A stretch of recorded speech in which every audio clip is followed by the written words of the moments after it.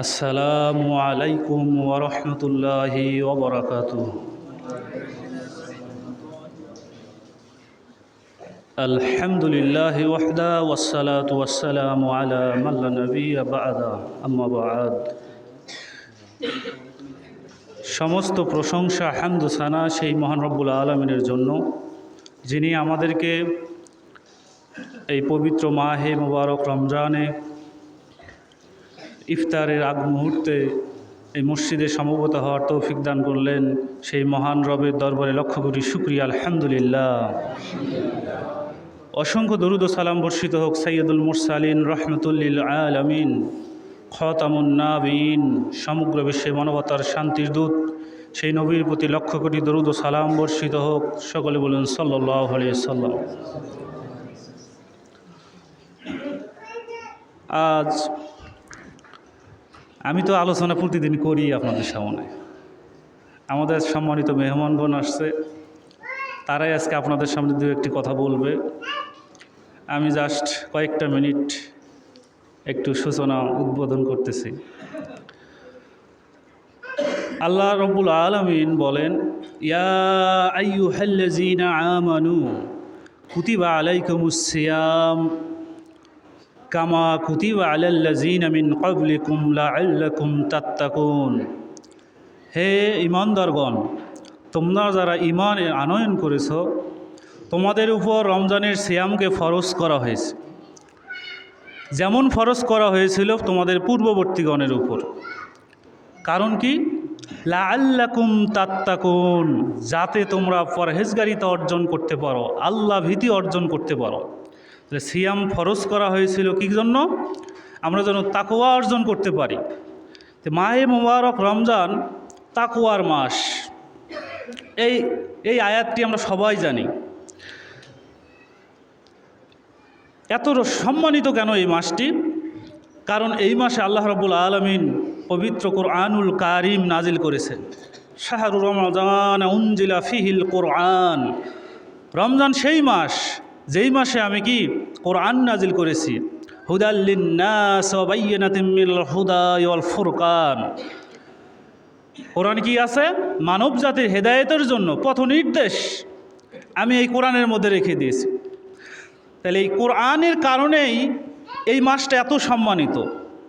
কোরআনের কারণেই এই মাসে একটি রাত রয়েছে যেটা কি খয়রুম মিন আলফি শাহর, হাজার মাসের চেয়ে উৎকৃষ্ট। যে কোরআনের কারণে মাসটা সম্মানিত, যে কোরআনের কারণে একটি রাত এত সম্মানিত হতে পারে, এই রমজান মাসে আমরা সেই কোরআনের প্রতি কে কতটা কোরআনের উপর আমল করেছি, কে কত পৃষ্ঠা কোরআন তেলাওয়াত করেছি। এটা আমাদের দুর্ভাগ্য যে আমরা কোরআনকে ছেড়ে দিয়েছি। আল্লাহ রাব্বুল আলামিন আমাদেরকে এই কোরআন রমজান মাসে একটি দিনও যেন সিয়াম আমার না যায় কোরআন তেলাওয়াত না করে। অন্তত একটা পৃষ্ঠা হলেও একটু সময় দেন, 10টা মিনিট সময় দেন। আপনার এত সময় এমনিতে হেলায় খেলায় নষ্ট করতেছেন, অথচ কোরআনুল কারিমের পিছনে 10টা মিনিট সময় ব্যয় করার আপনার সময় হয় না। রমজান মাসে কোরআন শিক্ষার জন্য যে ব্যবস্থা করা হয়েছে বিভিন্ন স্থানে, সেখানেও লোক যায় না, তারা এত ব্যস্ত। তোমরা দুনিয়ার জীবনকে এত প্রাধান্য দিচ্ছ। বাল তুসিরুনাল হায়াতাদ দুনিয়া ওয়াল আখিরাতু খায়রুম ওয়া আবকা। আরে পৃথিবীর জীবনকে, পার্থিব জীবনকে এত প্রাধান্য দিচ্ছ না, পরকালের জীবনই তো তোমাদের জন্য উৎকৃষ্ট। আল্লাহ রসুল সাল্লাল্লাহু আলাইহি সাল্লাম বলেন, ইজা দাখালা শাহরু রমাদান, যখন রমজান মাস প্রবেশ করে, ফুতিহাত আবওয়াবুস সামা, আসমানের দরজাসমূহ খুলে দেওয়া হয়। ফুতিহাত আবওয়াবুর রহমা, রহমতের দরজাগুলো খুলে দেওয়া হয়। ফুতিহাত আবওয়াবুল জান্নাহ, জান্নাতের দরজাসমূহ খুলে দেওয়া হয়। জাহান্নামের দরজাসমূহ বন্ধ করা হয় এবং শয়তানকে শিকল বন্দি করা হয়। যে রমজান মাসের সম্মানার্থে আল্লাহ রাব্বুল আলামিন 24 ঘন্টাই আসমানের দরজা খোলা রাখে, যে রমজানের সম্মানার্থে আল্লাহ রাব্বুল আলামিন জান্নাতের দরজাসমূহ খোলা রাখে, আমরা কতটা এই রমজানকে স্বাগত জানাইতে পারছি? কে কতটা কিভাবে রমজানকে মূল্যায়ন করেছি? অলরেডি 10 রমজান আমাদের মাস থেকে চলে গেল, আমরা কে কতটা এই রমজানকে কাজে লাগাইতে পেরেছি নিজেই নিজেকে প্রশ্ন করেন। রমজান মাসে যত ভালো আমল আছে আমরা করার চেষ্টা করব। তার মাঝে আমরা একটু বলি দান সদাকা।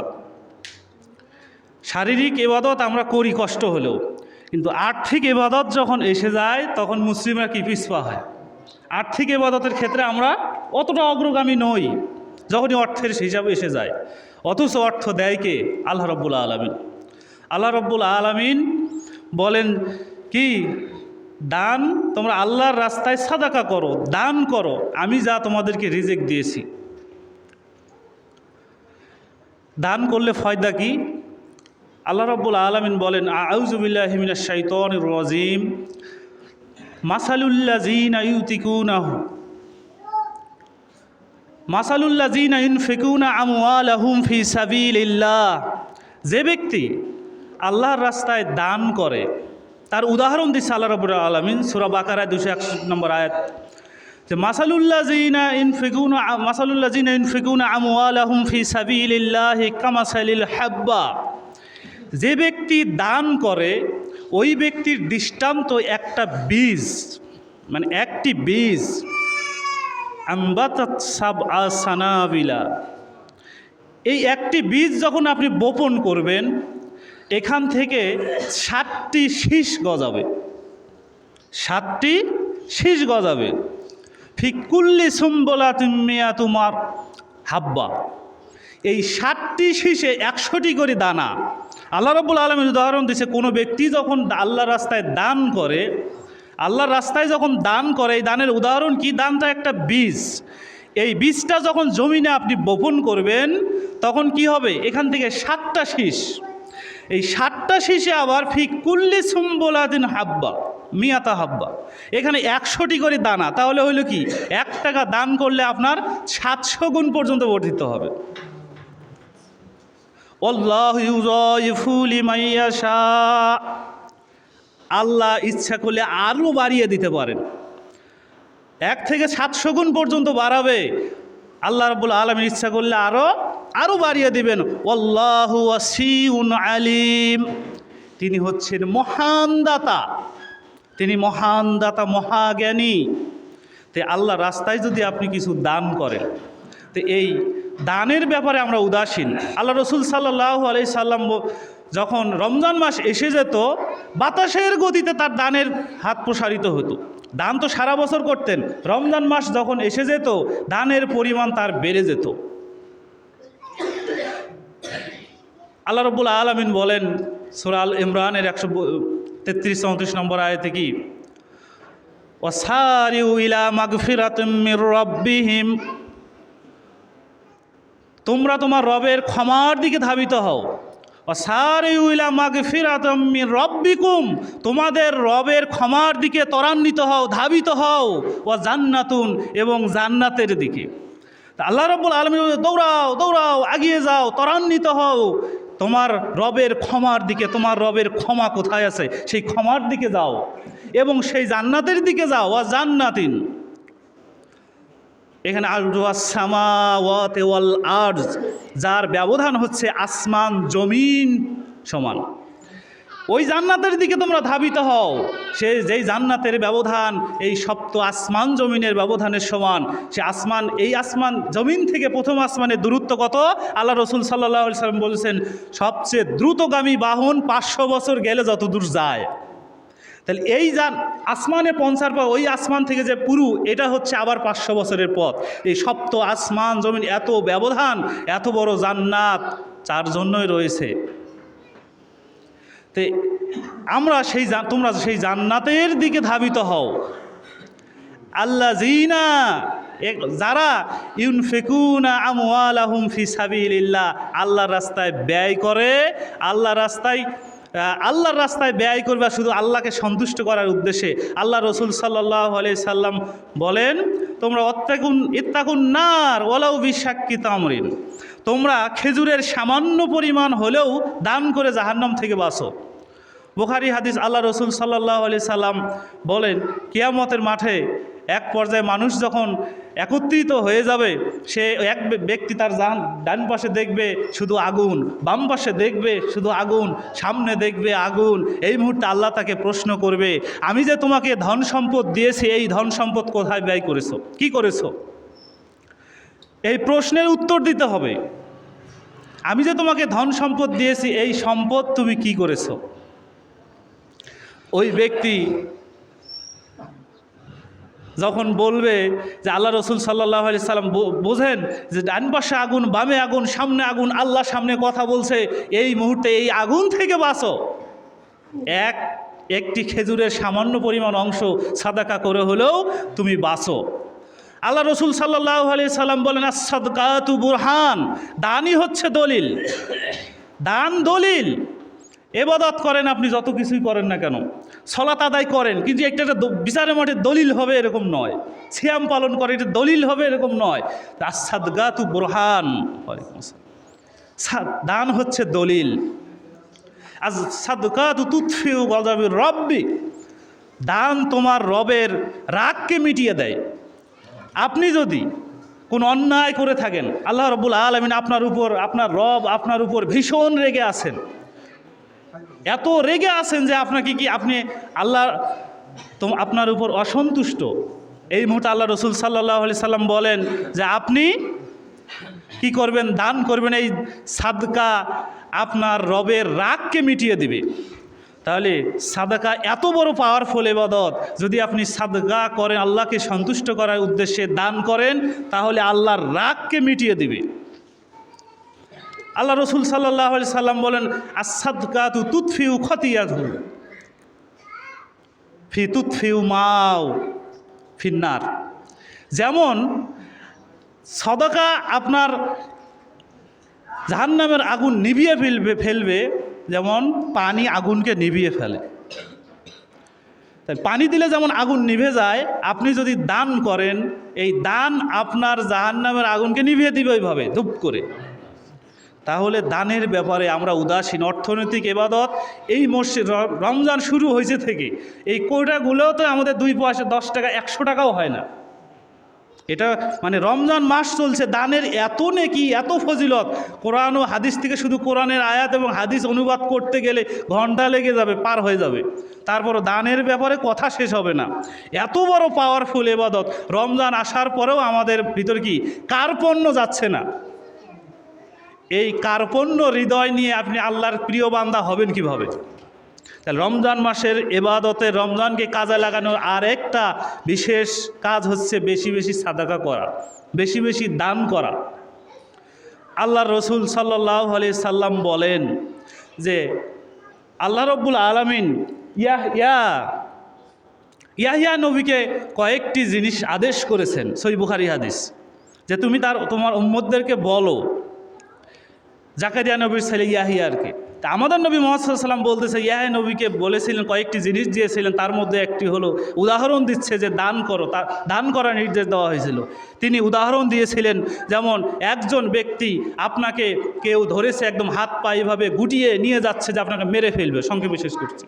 তো এই মুহূর্তে আপনাকে বলা হলো আপনাকে ছেড়ে দেওয়া হবে কিছু অর্থের বিনিময়ে।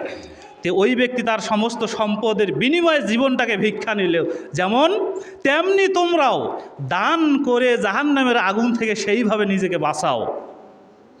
তো আল্লাহ রাব্বুল আলামিন আমাদেরকে বেশি বেশি সাদাকা করার তৌফিক দান করুক, আমিন। রমজানের আরেকটা ইবাদত, রমজানকে আমরা কাটাবো সেইভাবে, দিনের বেলা সিয়াম, রাত্রিবেলা কিয়াম। অতীব সংক্ষেপেই বলে দিচ্ছি কেমন রমজানকে কাটানো একটা সাদাকা, রোজাকে আমরা এই মাসে ইবাদত অর্জন করতে পারি। আর একটি হচ্ছে রাতের বেলা কিয়াম। রাতের বেলা আমরা তারাবির সলাত যে আদায় করি, দিনের বেলা সিয়াম, রাত্রিতে কিয়াম, এই সলাতের নাম তারাবি। আল্লাহ রাসূল সাল্লাল্লাহু আলাইহি ওয়াসাল্লাম তো বলে নাই, এটা হলো মুহাদ্দিসদের ভাষা, যে তারাবি সলাত। তারবিয়াতুন ধাতু থেকে রাহা, রেস্ট করা, বিশ্রাম করা, থেমে থেমে দীর্ঘক্ষণ সলাত আদায় করেছে মানুষ তৎকালীন যুগে। এই যে 4 রাকাত পরে যে একটু রেস্ট করা হয়, বিশ্রাম নেওয়া হয়, হাত পা ঝাড়ি দেওয়া হয় এই দীর্ঘ সালাতের পরে, এই জন্য মুহাদ্দিস ইকরাম নাম দিয়েছে কি, বৈশিষ্ট্যের উপর ভিত্তি করে এর নাম তারাবি। আল্লাহ রাসূল সাল্লাল্লাহু আলাইহি ওয়াসাল্লাম বলেছেন, মান কামা ঈমানাও ওয়া ইহতিসাবান গুফিরা লাহু মা তাকাদ্দামা মিন জামবিহি, যে ব্যক্তি ঈমানের সাথে সাথে নেকির আশায় রমজান মাসে দণ্ডায়মান হবে, আল্লাহর সামনে দাঁড়াবে, অর্থাৎ তারাবির সালাত আদায় করবে। গুফিরা লাহু মা তাকাদ্দামা মিন জামবি, তার পিছনের সমস্ত গুনাহ মাফ। এই সালাতের নাম কি? কিয়ামে রমাদান। অন্য মাসে আমরা বলি কিয়ামুল লাইল, তো নামটাই হচ্ছে কিয়াম। এখানে রুকু আছে, সেজদা আছে, কিয়াম আছে, কিন্তু এর নামকরণ করা হয়েছে কিয়ামে রমাদান, অর্থাৎ রমজান মাসে রাত্রিতে দাঁড়ানো। কে কতক্ষণ রাত্রিতে দাঁড়িয়ে থাকতে পারে আল্লাহ সন্তুষ্টি অর্জনের জন্য? আমরা কি করি? আল্লাহ সাহাবে একরাম এক রাকাতেই কত 5 পারা 6 পারা করে পড়েছে। আমাদের তো সামর্থ্য নাই, অন্ততপক্ষে 1 ঘন্টা আমরা সময় দিতে পারি অন্ততপক্ষে, কিন্তু আমাদের উদ্দেশ্যে কখন আসবো মসজিদ থেকে, কখন বেরোবো। এই সলাৎ যে ব্যক্তি তারাবির সলাৎ আদায় করবে ইমানের সাথে, মসজিদে আসছি সলাৎ আদায় করতেছি, কখন বের হবো এই খুশখুশি, কখন মানে বের হতে পারলেই মনে হয় বাসি, এই মনোভাব নিয়ে যদি সলাৎ আদায় করি ইমানের সাথে হইল নেকির আশায়, আমি যদি নেকির আশাই করি আল্লাহকে সন্তুষ্ট এবং রাজি খুশি করার জন্য যদি সলাতে দণ্ডায়মান হই, তাহলে এই সলাতই তো গফির আলাহু মা তাকাদ্দামা মিন জামবি। না আসবো হুট করে বের হয়ে চলে যাবো, এরকম হলো? সাহাবা একরাম থেকে পরবর্তীতে এই যে 11 রাকাত তারাবি আমরা যেটা পড়ি, আস্তে আস্তে এই যে ওমর ইবনুল খাত্তাব রাদিয়াল্লাহু তাআলা মুওয়াত্তা মালিকের যে হাদিস, তার কি 11 রাকাতের সলাতের নির্দেশ দিলেন উবাই ইবনে কাব এবং তামিম আদ-দারিকে। ওই হাদিসেই বলছে আমরা কি করতাম, এত লম্বা সলাত আদায় করতাম যে উবাই ইবনে কাব এবং তামিম আদ-দারি ওই হাদিসের কি 100 আয়াত বিশিষ্ট সূরা যেসব আছে 100-র ঊর্ধ্বে, এই সব সূরা তেলাওয়াত করতাম। মুসল্লিরা এই লাঠির উপর ভর দিয়ে দাঁড়িয়ে থাকতো, তাদের লম্বা সালাত কিয়ামুল লাইল। পরবর্তী যুগে তাবেঈদের কিছু কিছু সময় এতক্ষণ দাঁড়িয়ে থাকতে পারে না, কেউ এই যে রাকাত সংখ্যা বাড়িয়ে দিল তেলাওয়াত ঠিক রাখার জন্য, মানে কে কতক্ষণ কোরআন শোনে, আল্লাহর সামনে কে কতক্ষণ দাঁড়িয়ে থাকে, সময় ঠিক রাখলো, রাকাত বাড়ালো। ওই মাঝে মাঝে রাকাত বাড়ে, কেউ 36 রাকাত, কেউ 39 রাকাত, 41 রাকাত পর্যন্ত তাবেঈদের কিছু কিছু আমরা পাই, এসব আল্লাহ রাসূলের সুন্নাহ 11 রাকাত। কিন্তু আমরা মূল উদ্দেশ্য তাদের ছিল, তারাবির সালাতের মূল উদ্দেশ্যই আল্লাহর সামনে কে কতক্ষণ দাঁড়িয়ে কোরআন তেলাওয়াত করতে পারে, কোরআন শুনতে পারে, উদ্দেশ্য এটা। আর আমরা আছি এখন রাকাত নিয়ে মারামারি, কে কতক্ষণ কখন শেষ হবে তাড়াতাড়ি করে বের হবো। এই সালাত দেখে আল্লাহ সন্তুষ্টি করা যাবে? ইমানের সাথে নেকির আশায় সালাতে দণ্ডায়মান হব। আল্লাহ রাব্বুল আলামিন আমাদের এই নফল সালাতের মাধ্যমে আমাদের পিছনে সমস্ত গুনাহ ক্ষমা করুক, আমিন। আল্লাহ আমাদের সকলকে কোরআন এবং সহিহ সুন্নাহ মোতাবেক জীবন গড়ার তৌফিক দান করুক, আমিন। আমি আর কথা বাড়াচ্ছি না, আমাদের মেহমানগণ উপস্থিত হয়েছে, আমি এই বলে আমার কথা শেষ করতেছি। সুবহানাকাল্লাহুম্মা ওয়া বিহামদিক, আশহাদু আল্লা ইলাহা ইল্লা আনতা আস্তাগফিরুকা ওয়া আতুবু ইলাইক। আসসালামু আলাইকুম ওয়া রাহমাতুল্লাহি ওয়া বারাকাতুহু।